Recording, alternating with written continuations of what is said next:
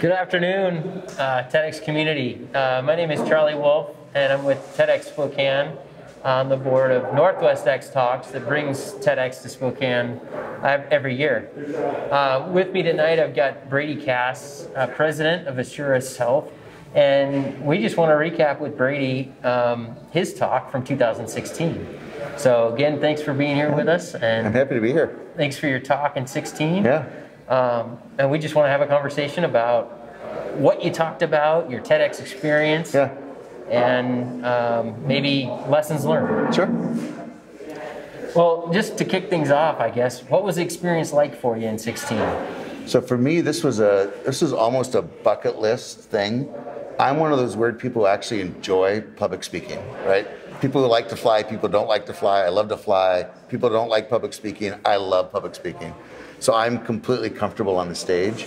But what this process did for me, Charlie, is it forced me to refine how I prepare and how I message. So I didn't have this open-ended period of time, right? You're confined. This is the period of time that you have to speak end to end.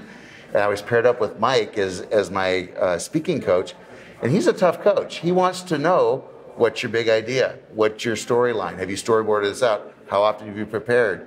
To the point where I was sending him videos of the preparation.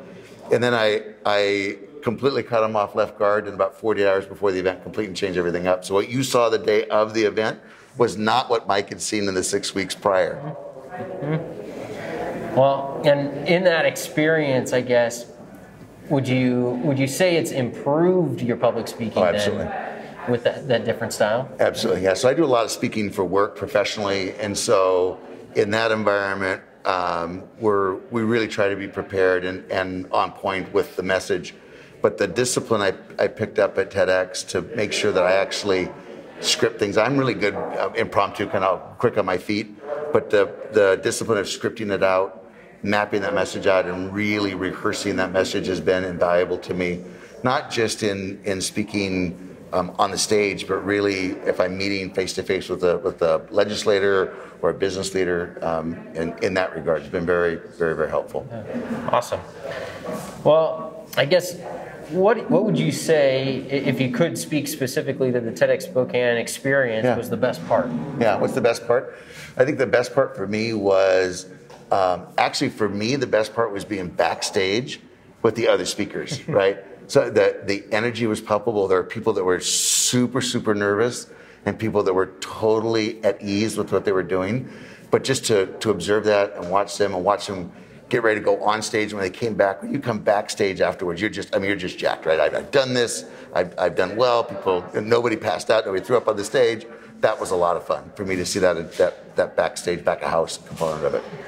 I was reviewing your talk, and it looks like it's been shown and or viewed about 1,400 times. Yeah. That's pretty awesome. Yeah. Who knows how many times it's been shared and pushed, but I guess it's counted in somewhat of that number. But in your talk, you gave us 4 awesome points on leadership. Yeah. Would you change any of those? I don't know that I would change them. So these are lessons that I actually picked up primarily from my dad, but from both of my parents. They were small business owners. They had a number of different business adventures. As a kid growing up, my parents, when they went to work, they went into the dining room for my mom's scheduling my dad into the trucks to go out. He was a plumbing contractor. So the lessons I think that I picked up are really salient to me, and I'm not sure that I would change them. I may change a little bit the messaging around each of those components, but they're pretty deeply ingrained into me, and I've carried them with me from job to job throughout my career. I don't think I crystallized what it meant to me succinctly until I actually did the TEDx component of it. Yeah. Yeah. Would you add anything? I would. So we talked about the 4 components were winning with dignity. They were leading with compassion, having infectious curiosity, and serving with a purpose. I think if I was to add anything else in there, it would be something about developing and managing your team. This all kind of fundamentally builds off of the concept of servant leadership to start with. And that's a concept a lot of people are familiar with, and it's a buzzword, and I was trying to stay away from using servant leadership itself, but create something, develop something around that concept. So a little bit different definition. Yeah, yeah, much more practical, trying to give examples of how it would manifest itself in the real world. So you wouldn't add anything? If I did, it would be something probably around teamwork or building and developing a team. I really appreciated your insight and your direction to using the right tool for the job. Yeah. And vividly remember myself anticipating the wrench and just saying, why don't I crank harder with the wrench when I need to probably step back, look at what the wrench is reefing on, and if there's another issue with what I'm tightening. Right. But no, that was awesome. Yeah. And I think later in your talk, you challenge us to a story about your dad in being a referee. Yeah. And calling a game and calling score, and the two teams walk off the field, one winning and one losing. Right. But it falls back to the adage of win with dignity. Yep. But it's how you leave the field. I really appreciaed that one. And it's not how you play the game, but it's not whether you win or lose, but how you play the game. Right? And that is so true. And it's an easy analogy to draw to athletics, right? Especially if you've grown up in an environment where sports is important to you, and people and members of your family get that, you win, you lose, you've got to play by the rules. But you take that concept and you apply it to the business environment. For my team, we work in an extraordinarily competitive environment. Our margins are razor thin. We're not the largest in the market. Would love to be there, but we're not. But we will not win a deal. We will not win a deal if we have to go out and disparage a competition. And if I hear about it, we deal with it. That's just not what we do. We have to stand on our own fundamentals. And for me, that's really what winning with dignity is all about. You have got to be able to stand for what you stand for and stand proud. And if that's not what your customer wants, or your prospective customer wants, that's their decision. But you can't tear down somebody else in the process to win. It just doesn't work for us. Yeah. Well, one of the things that I love about our TEDxSpokane platform is the community that we're trying to develop. Yeah. And I guess the next kind of question or direction I'd love to take our conversation is, what's happened to you, I guess, post TEDxSpokane, and has it shifted or helped play a role in your career? Specifically around, say, speaking engagements, or we talked a little bit about how your speaking may have changed in the way you deliver or how you prepare, but has it opened up any other doors, or have you shifted your career in any way? Yeah, I think there's a number of things that have happened that I had not actually anticipated, right? I never in my wildest dreams would have imagined that video would have been viewed 1,400 times, right? And 1,300 of those are probably me watching it, right? So. But I mean, it's been heavily viewed, and I didn't realize that. I actually went to see what the count was myself today, because I'm an egotist in that regard. But I have, I've had people reach out to me that are in my industry or people that I know who've actually shared that video with their teams, and I never would have expected that. I mean, I'm up there having a good time sharing my information and my knowledge, my insights, I guess. But for somebody to call me and say, "Hey, I want you to know, I want to share this with my team because it resonated with me," I would have anticipated that. It also opened up the door for a really fun speaking opportunity last year. The Society for Human Resources Managers, so SHRM, it's called SHRM, does an event every year that's called Disrupt HR. So this is the edgier side of HR, right? You're allowed to use words in this conference or in these speaking events that you can't use in the workforce, right? So we're literally, I'm like number 3 or 4 on the stage, so I don't get the honor of doing this. But we're literally timing how quick it's going to be before somebody drops their first F-bomb, right? So that's allowed. But what it gave me opportunity to do is really have a very raw and authentic conversation around addiction in the workforce. And so we talked about what that meant to be addicted. And I wasn't talking about opioids or alcohol or tobacco. I was talking about these things, right? The impact that a cell phone and our addiction to social media and instant communication and instant feedback, how prevalent that's become and how caustic it has become in the workforce. People establish their self-worth based upon how many likes they get on Facebook, how many followers they have on Instagram, how quickly somebody joins or goes away. And it's not just kids. these are adults, right? And as I was researching that topic, I was astounded. 50% of the people who have a cell phone take it to the bathroom with you, right? And so I said to the audience, if it ain't you, look to your left or to your right, because the person next to you just came out of the bathroom with that phone in their hand, and they were using it. But I wouldn't have had that opportunity had it not been for TEDx, because the people that organized that event were actually friends of mine that were at TEDx and said, we want you to come do Disrupt HR. And that was fun. It was a great opportunity for me. Right on. Right on. It's impacting a greater community than you probably imagined, but I guess in that view, where do you think and how would you imagine the impact of your talk rippling through? So it's been out for about 4 years. Yeah. Would you say you were surprised by its impact and or where it's headed? And what do you think the future impact would be? You know, what my hope was when I put it together, and even today, is of those 4 concepts, right? Dignity, compassion, curiosity, and purpose, is to get people to think about that, because they're as relevant today as they were 4 years ago. And if my stories or analogies don't work for you, think what it means to be in your life, whether it's at work or your family, your church, your community, whatever that may be. What does it mean to work with somebody and give them the opportunity to win with dignity, right? Imagine, I mean, even in a marriage or relationship, if you've got conflict, there needs to be dignity in resolving that conflict, right? And so that's really what I'd hope is people would take these high-level concepts wrapped around these crazy stories and say, I think there's something here that I can work with within my own world. That's great. Oh, I love. So we've got over 100 alumni now in our TEDxSpokane community, and it's just so awesome to see how every speaker, performer has continued to evolve both their ideas but also their impact, which is amazing. I mean, that's what we want the platform to do, right? Bring voice to some of these ideas that are worth sharing, and it's really neat to see it be a catalyst for deeper conversations.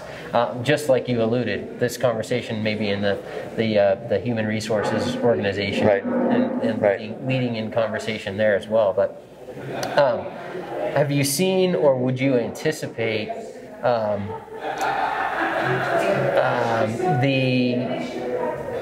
engagement changing? I apologize. I'm struggling with my question about the impact in the greater community within.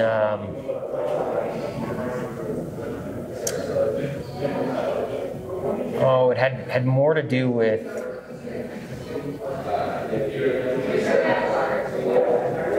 I'm struggling. Okay. But it was we'll come back to it. Yeah. We'll come back to it.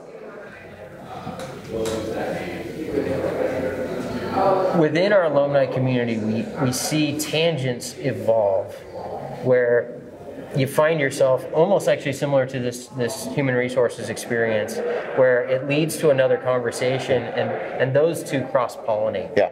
And I really think that's a special opportunity for our TEDx speaker performers. Have you seen more of that even in 4 years? You had this one in the past year, but have you seen other opportunities for that collaboration? I have. So I mentioned that there are people that I've worked with. Actually, some of my competitors have commented that they've used that video. I have a friend of mine who's a CEO of a credit union here in town, and she's actually one of the ones who, when this opportunity came up, really pushed me to pursue it, because I'm like, oh, I don't know if I want to do this. It'd be a lot of work. So you need to go do this. After that, she actually brought me in to work with her organization. So I've had a chance to spend time with her team doing not team building, and I don't do motivational work. What I try to do is come back to that first component we talked about, and that really is inspiring people. And that wouldn't have come about if it weren't for this. And I've seen some of that collaborating, just following the TEDx website and whatnot, and knowing some of the speakers. I've seen some of that cross-pollination where people have picked up something, a salient point from one speaker, and used it in another area. Right on. Yeah. That's great.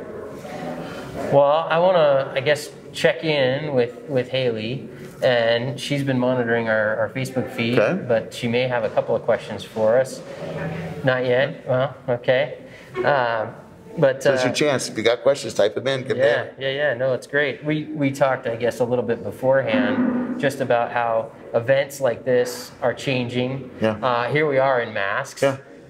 We're trying to manage every day new things. Yeah. But I guess our event coming up here, October 10th, 2020, we're working really hard to be able to provide that leadership in continuing to share these ideas, I think is our goal. But we're really excited about what we can create. Would you have any advice or I guess recommendations for current or future speakers, I guess, in the application process or even their process? Yeah. So what I'd tell the individuals that are watching this, if you have a story worth sharing, share it. Share that story. This is your opportunity to take the world as you see it and share that experience with others. And yeah, there may be some trepidation, some fear at stepping on that stage, but that's really the culmination of somebody who's coalesced life experiences or something that they say, aha, there's something here we're sharing with others. And go through that process. Give yourself permission to get uncomfortable and step out, talk to one of the event organizers, talk to one of the coaches, go audition. And if you're invited to the opportunity to walk onto that stage, it is an incredible experience. The only thing you will regret is having a story to share and not trying to share it, right? That's, and I know the curators struggle every year. They're looking for, this community is full of great storytellers, great life experiences, things that we would never know exist out there. But people kind of, I'm shy, I don't necessarily want to share that, I don't know quite what to do. Give yourself permission to go do that. Just step out, say, hey, here, and it doesn't have to be perfect. You can storyboard, write it out on a Post-it note, sit down with one of the coaches or curators and say, this is what I'm thinking. What do you think? And they'll let you know if there's a home for it in this event or next year, and they'll work with you. Even if it takes a couple of years, these coaches and event organizers will work with the potential speaker over a period of time to get them prepared, both emotionally and technically, to step onto that stage. Right on. No, there's a lot of effort made into putting the right presentation forward for sure. If you had an opportunity to get back on that stage, what would you talk about again? Oh my goodness.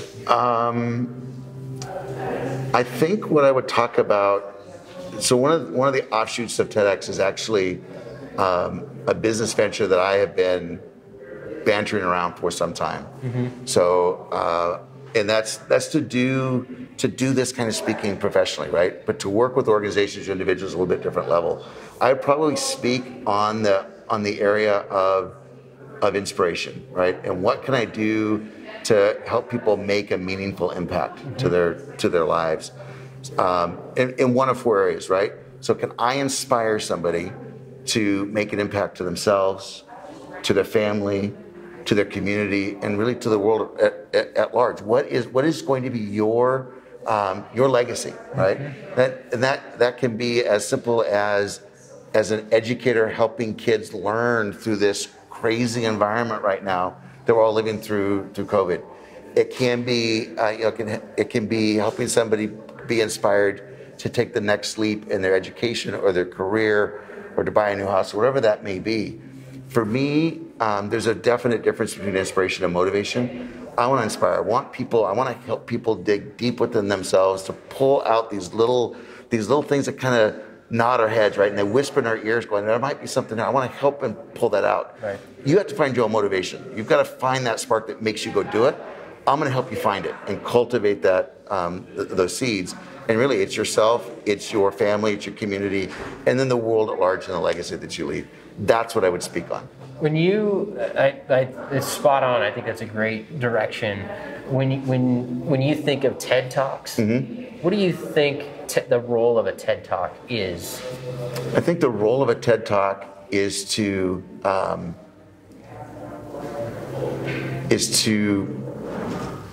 share those stories, is to share those experiences with people. If you go back and you look at the most viewed TED Talks, they really are people who have they have these experiences that they're willing to share with others. They're not They're not academic, right? It is not a professor lecturing to a class. It is not a parent scolding a kid. It is a normal, everyday person standing up there saying, this is how I see the world, right? And the most successful TED Talks are the individuals who can take you through that journey and you start to see the world through their lens, right? And as you view the TED Talks, even the TEDx, there are some speakers that are fantastic and others that may struggle a little bit, but if you understand and really just take a moment to listen to their message, you'll feel their ethos. You will feel the passion of that speaker. Right. Standing up on the stage. Even if they're nervous as an alley cat, you'll still pick up their salient points. And so if we could take TEDx Spokane another step further in offering that guidance or even challenging people towards that direction, what more could we do? As an organization, I think that your success lies in your champions, right? And the longer you do TEDx Spokane, the more champions you have out there. The social media certainly is your friend because you can broadcast this on 1,400 views on mine. That's crazy, right? Let social media be your friend, but go find those champions. And I think the best thing to do is just have your champions listen for those unique stories, right? You're not going to find the best story somebody knocking on your door. You're going to find the best story standing in line at Costco and overhearing, eavesdropping, because we all do it, right? Eavesdropping on the people in front of us or behind us, and listen to that story and say, would you be willing to share that with somebody else? Because this is fantastic, right? That's where you're going to find it, is just getting those champions to listen. And if it ignites something in one individual, chances are it'll ignite it in others. Right on. That's our goal, right? To inspire that action and really encourage so many more positive things in our community. So, very good. Awesome. Any other questions? I sent it to you. Okay. I apologize. I've been looking down at my phone. Brady is the CEO of a prominent business in our community. You know people. Who locally would you love to see on the Spokane TEDx stage? Oh, that's a really tough question. Who would I love to see on the TEDx stage? Let me think about that for a moment. I'll tell you the attribute, because it's not fair to single somebody out. Fair enough. So I'm either going to tick somebody out because I didn't say their name, or I'm going to tick somebody out because I did, right? The attributes that I would look for are the unsung heroes, right? We go back to kind of where we started. My whole concept was built on the fundamentals of servant leadership. Without saying that phrase to the greatest degree that I could, it's finding those servant leadership, those servant leaders that are out there helping the community, right? Whether it's a kid selling lemonade on the street corner to raise money, or a family struggling to help somebody else out, or even the neighbor who shovels somebody's driveway in the middle of the winter because they don't have to. It's understand what drives you, what is your motivator, what is your ethos behind that, and come share those stories.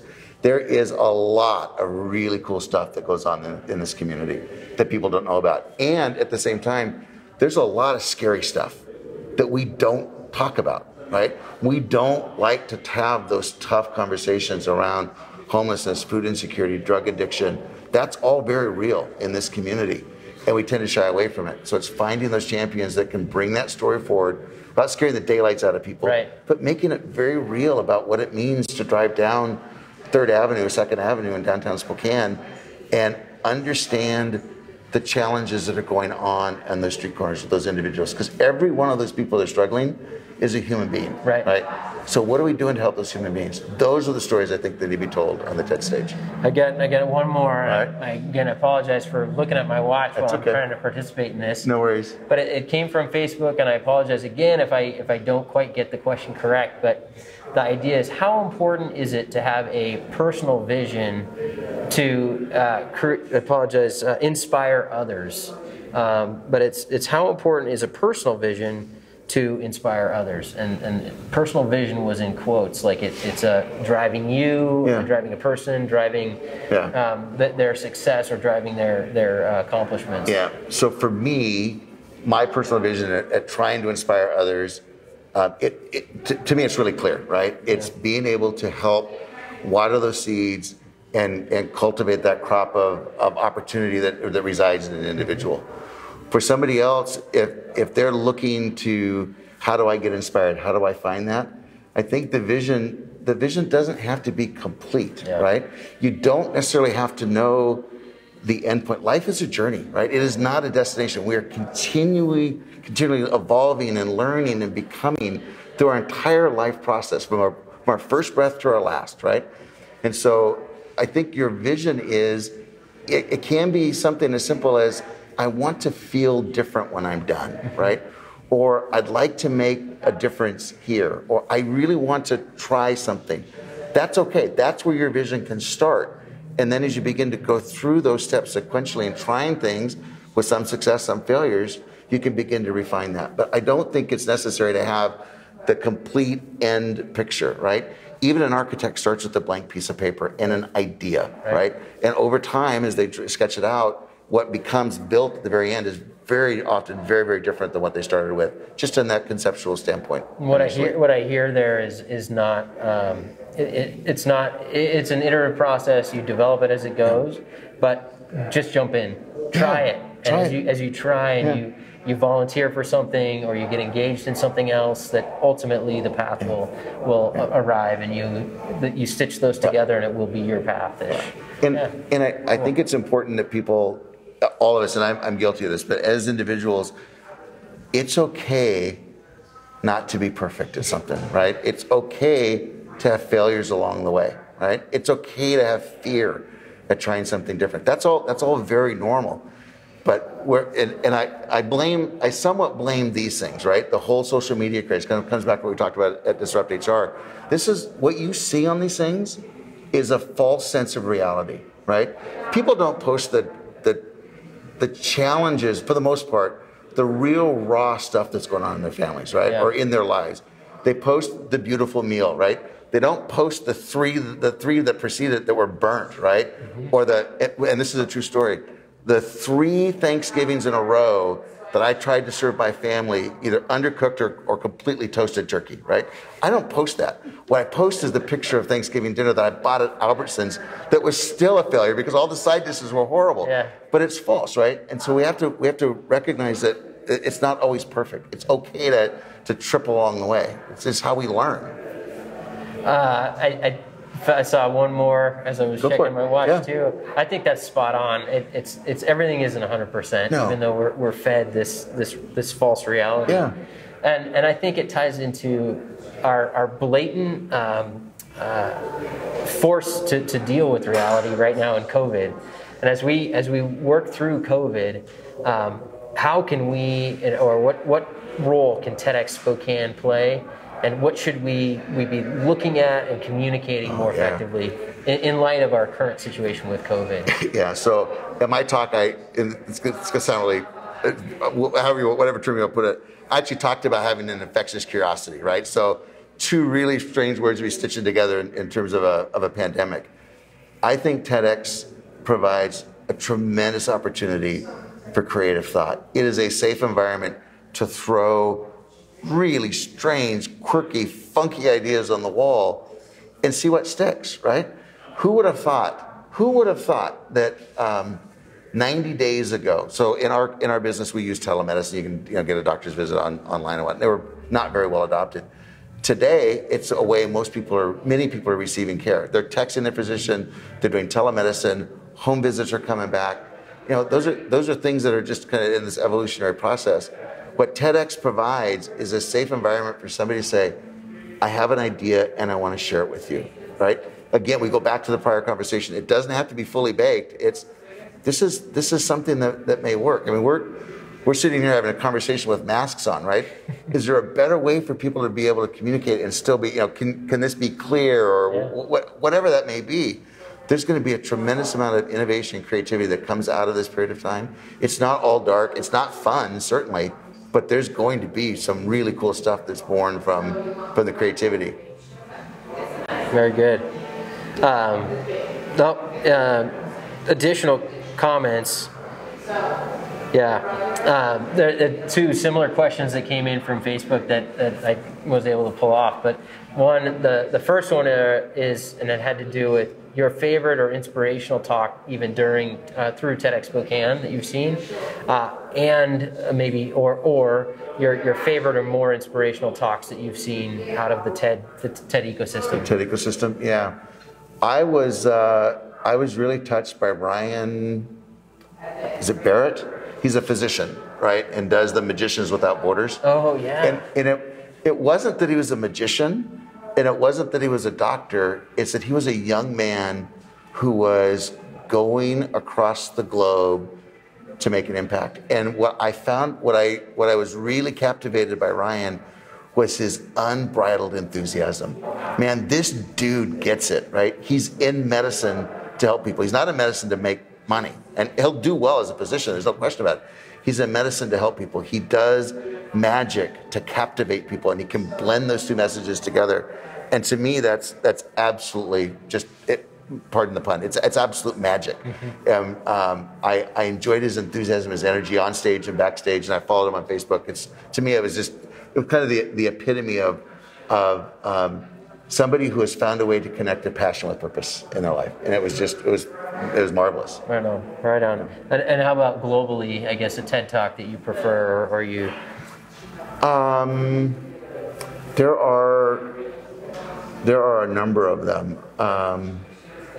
I'm not a guy who likes absolutes. When someone says, "What's your favorite?" I don't have a favorite color. I don't have a favorite ice cream. Well, I guess the thought too would come back. I mean, just to clarify, it was Ryan Bart in 16, okay. But it is. I guess for me, are you using a specific talk to continue to reinforce some of the conversations you're having as a leader in the community? Would be another path, because a lot of people use it for education. Yeah. And I guess that's kind of the direction too. Where do you find inspiration from a TED Talk? Yeah, I call it infectious curiosity. I have ADHD, which is really what it is. It's just my brain's bouncing around all the time. So I don't stick with one particular speaker. I tend not to stick to a particular topic. When I go onto the TED website or even onto Google or pick a magazine or something, an article to read, I'm looking for something that's of interest to me, and I've got a pretty broad, diverse. I just like to learn. I like to read, and pick things out that I may not know something about, but I can see if I can pick something up out of that. A lot of the TED presentations that I watch, you very often walk away with just a little nugget of something that you can take back and share with your team, share with your family, put to use in your own life. But I don't tend to stay with one particular genre. I would get tremendously bored if I did that. No, it makes sense. Makes sense. Thank you very much for a great conversation. I really appreciate it. I'm happy to be here. Thank you. And hopefully everyone can hear us with these masks on. I know, it's a new, whole new direction. We've got one more question. Okay, keep them coming. I'm good. It had to be his cell phones, but it has to do, it looks like, with social media specifically in combating imposter syndrome. Both, it sounds like leadership that's false or doesn't really have credential, or even trolls is a slippery slope. But I think it has more to do with, where do you find validity? Where do you find real people and things to follow? From your position in leadership and within an industry, I think that is well revered. Is that? I'll tell you what I look for, both as an individual and as a leader, and it's getting more difficult to find, and that's authenticity, right? What is that unvarnished truth of the individual or the situation that we have? And we go back to the analogy we had about perfect posts out there on Instagram that really don't exist. An unvarnished conversation is extraordinarily difficult to have. In the business environment today, we're appropriately sensitive to conversation. It sometimes stifles the opportunity to have an authentic conversation. So we have to be socially appropriate, but we also have to have the opportunity and the courage to really get to what's gnawing at somebody or what that situation is. And it is, when it comes to social media, that again, I've said this a dozen times tonight, give yourself permission to just be you, just to be authentic, right? And that, if it's not perfect, that's the perfect you. I don't think that's I've heard okay. that yet tonight, but that was really good. Yeah, I mean, and maybe as you get older, as I get older, and I feel like I'm really old here lately, it's easier to do. It's like, I don't care about impressing people, right? I've done that. I've been through that. Didn't work, right? I'm just going to be me. And the older I get, the more direct I get. I'm direct as it is to start with, but I can get pretty direct with people, but I can also get very authentic and tell somebody, this is what I see that's good. So I see that I think we can work on, and here's where I think there's potential. And as a leader, that's the most fun of any conversation I have, is to help people find their potential and develop that. I mean, educators do that, business leaders do that, parents do that. That's the fun part of life. That's the fun part of life. I think it's tricky, but I mean, how do you weed through that and find that authenticity? You know, I can't tell you, Charlie, the authentic you. Yeah. I can't tell you. Only you know the authentic you. Only you know what is behind that veneer that you put out to everybody else, right? And we all own that, right? The real me is probably uglier than anybody could ever want to see. So I don't bring everything forward. So it's a tough drink of Kool-Aid to drink, right? But the more authentic we are, the more genuine we are, the better are we able to relate to people, to interact with people, to have healthy relationships in the process. But I couldn't tell you, anybody in this room, what the authentic self is. Only you can. Only you can. You can take, if you've ever, one of the things I love to do is I love photography, and I love taking reflection photography, right? So a picture of trees on a lake that's completely still, or reflection of a building on glass, right? It almost, if you look at it, it's like, oh, that's a perfect reflection. But it's not. It's always an imperfect place, always ripples. It's never exact. Even in a mirror, there's distortion. And when you talk about your authentic self, there's always distortion that we put out there. It's finding, how do I get as close to being perfect, but allowing the perfect me, whatever that may be, out there for others. And it's really tough because we get judged.